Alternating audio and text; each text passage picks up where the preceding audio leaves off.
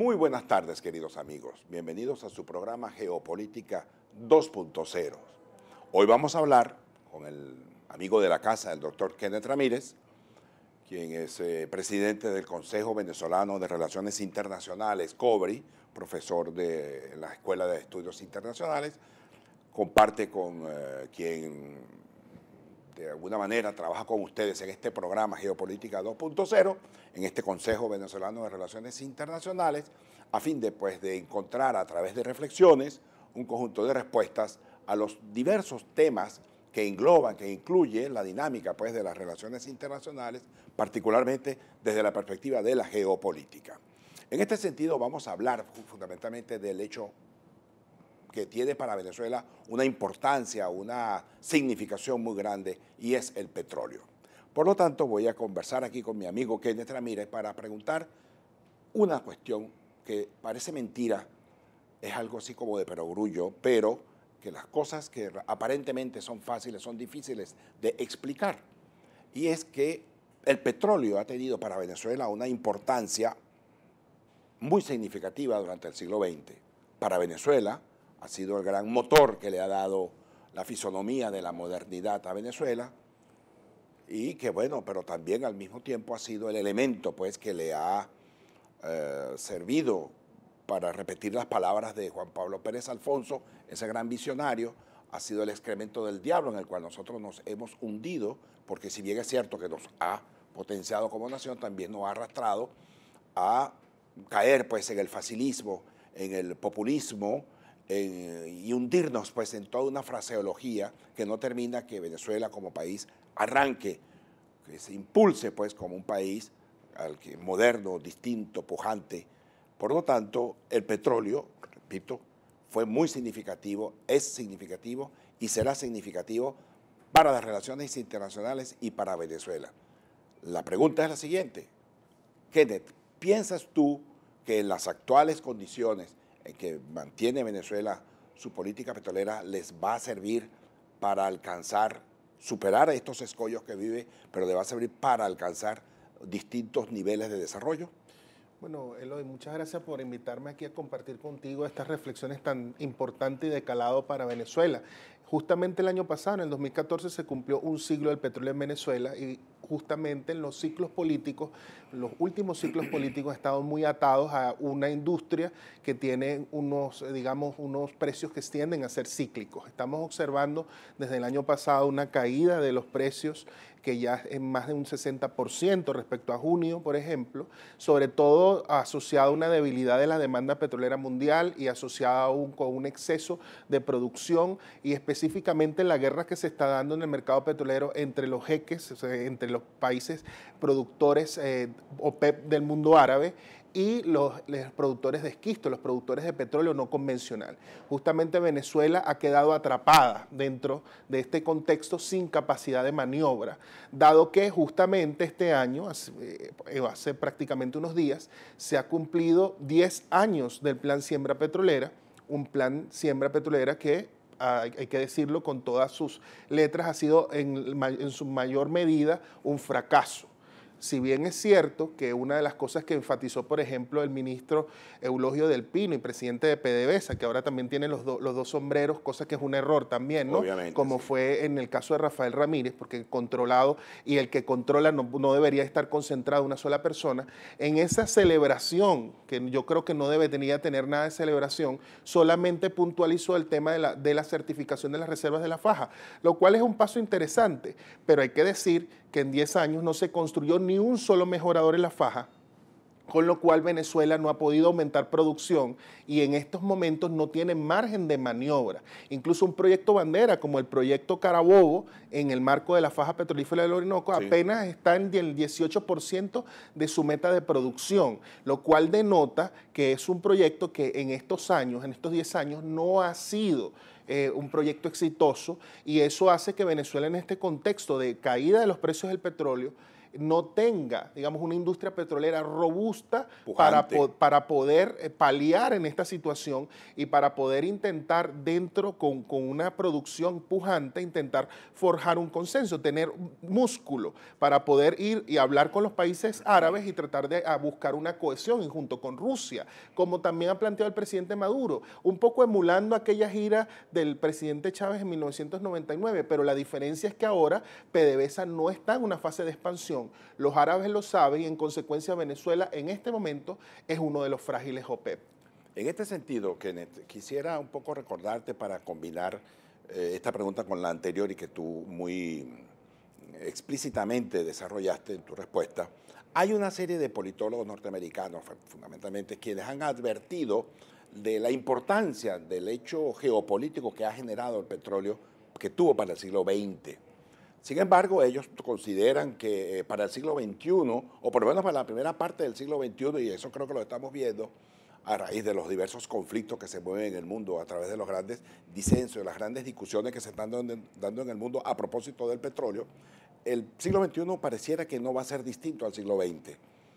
Y fundamentalmente hace pues que Venezuela se encuentre, siguiendo un poco tus palabras, se encuentre debilitada en el manejo no solamente geopolítico, sino geoestratégico y además con una poca fuerza para poder, digamos, penetrar en las grandes decisiones que va a tocar, que va a haber que tomarse pues en los próximos años. Venezuela Oeste está atrapada en una verborrea, digamos, en una ideologización que no le permite ir más allá.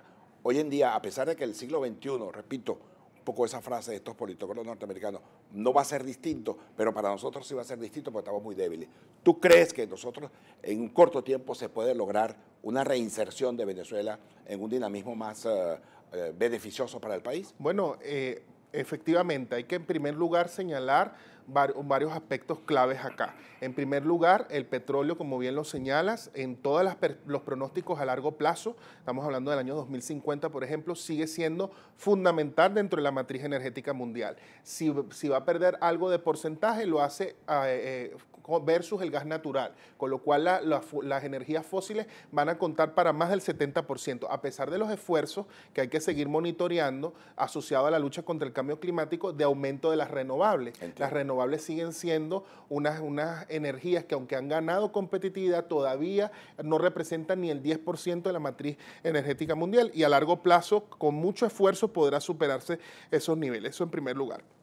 En segundo lugar, señalar que Venezuela y la OPEP tienen muchísimas reservas. En caso de Venezuela, 20% de las reservas mundiales, si tomamos en consideración los pronósticos que se han, digamos, los estudios que se han hecho en la faja petrolífera del Orinoco, y en el caso de asociar a todos los países de la OPEP, estamos hablando de más del 40%. Entonces, aunque hay en este momento una coyuntura donde la OPEP se encuentra debilitada en un proceso de guerra entre productores, a largo plazo la OPEP puede seguir siendo un factor fundamental, dado que todos los países que están asociados a esta organización son los que tienen las mayores reservas a nivel mundial. Lo que pasa es que puntualmente, gracias a desarrollos tecnológicos, se han ampliado las fronteras del petróleo y ahora el petróleo no convencional está jugando también una carta importante y mucho de ese petróleo no convencional está fuera de los países OPEP. Entiendo. Pero ¿qué ocurre? Y este sería el tercer punto conclusivo. Lo que ocurre es que Venezuela, a pesar de que tiene todas esas potencialidades, porque tiene grandes reservas en la faja petrolífera del Orinoco, que incluso pueden ir más allá de lo que el gobierno ha dicho si tuviéramos desarrollo tecnológico suficiente, como lo señaló el Servicio Geológico de Estados Unidos, por ejemplo, que dijo que podría incluso hasta duplicarse lo que el gobierno ha señalado, es decir, ir de 200 millardos de barriles incluso hasta 500 millardos de barriles si tuviéramos la tecnología. Pero lo que ocurre es que tenemos una industria petrolera debilitada después del paro, mal gestionada después a pesar de tener un superciclo donde teníamos el petróleo a $100 barril y los proyectos se han ralentizado, con lo cual no tenemos en estos momentos capacidad para realmente afrontar una coyuntura de verdad muy retadora. Así es. Que invitaría a cambiar, por ejemplo, el modelo económico para tratar de conjugar y tratar de revitalizar la propia industria petrolera, pero que sin embargo no se están tomando las acciones correctivas. Ajá, fíjate bien, un poco para darle, redondear una pregunta que tiene dos implicaciones para mí, que tiene que ver justamente con el elemento central de este programa, que es el tema geopolítica. Fíjate bien, Venezuela es miembro fundadora de la Organización de Países Exportadores de Petróleo, sin embargo, la OPEP, y en este caso Venezuela en particular, está atrapada en dos grandes frentes. Uno, el frente entre Rusia y los Estados Unidos, ambos generadores y productores de petróleo, pero por otro lado, el efecto que tiene el propio pacto que tuvo Estados Unidos con Irán y que a su vez eso genera una especie de turbulación entre Irán, acentúa los movimientos tan, peligrosos de la relación entre Irán y Arabia Saudita, lo que obliga a Venezuela a tener que repensar muy bien su geopolítica y su política petrolera, en el sentido pues de sacar el mayor beneficio posible. Hoy en día Venezuela está atrapada, repito, en una OPEP, como siguiendo tu palabra, un tanto debilitada por las circunstancias, pero también atrapada por la situación misma de que dos miembros de esa OPEP están enfrentados y son dos países que tienen producción de petróleo suficiente, como es Arabia Saudita e Irán. Y bueno, por supuesto, en el caso de Estados Unidos y Rusia, ambos, el segundo, Rusia, que es un tradicional productor de petróleo y masivamente tiene gran cantidad de reservas de petróleo, y hoy en día los Estados Unidos emergiendo como un gran productor de petróleo no convencional. En todo caso, coloca a Venezuela en un mar de incertidumbres.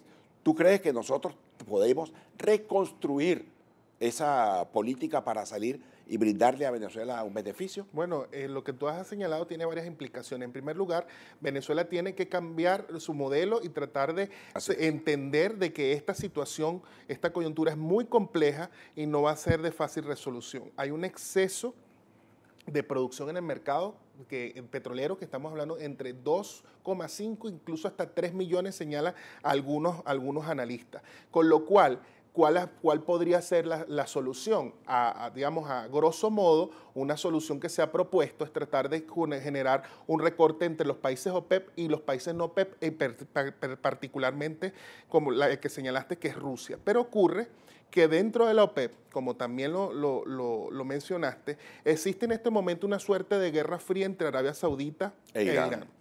Y además, un cierto temor de Arabia Saudita de parte del acuerdo que se hizo nuclear que hizo Estados Unidos, el grupo 5+1 con Irán. ¿Por qué? Porque ese acuerdo le va a permitir a Irán tener al menos 100 millardos de dólares en el corto plazo, producto del descongelamiento de activos, que Arabia Saudita teme que lo puede inyectar a sus socios regionales en el Medio Oriente, específicamente a Bashar al-Assad, a los Houthi en Yemen, y que eso puede calentar la región. Por lo tanto, Arabia Saudita no quiere recortar, porque recortar producción para intentar darle entrada al crudo persa, que va a empezar a aumentar inexorablemente debido al levantamiento de las sanciones, significaría darle a Irán mucho más dinero para que Irán siga con una proyección geopolítica regional. Entonces, Arabia Saudita, que acaba de anunciar que a pesar de que ellos tienen un colchón financiero suficiente de 600 millardos de dólares para aguantar precios del petróleo por al menos 8 años,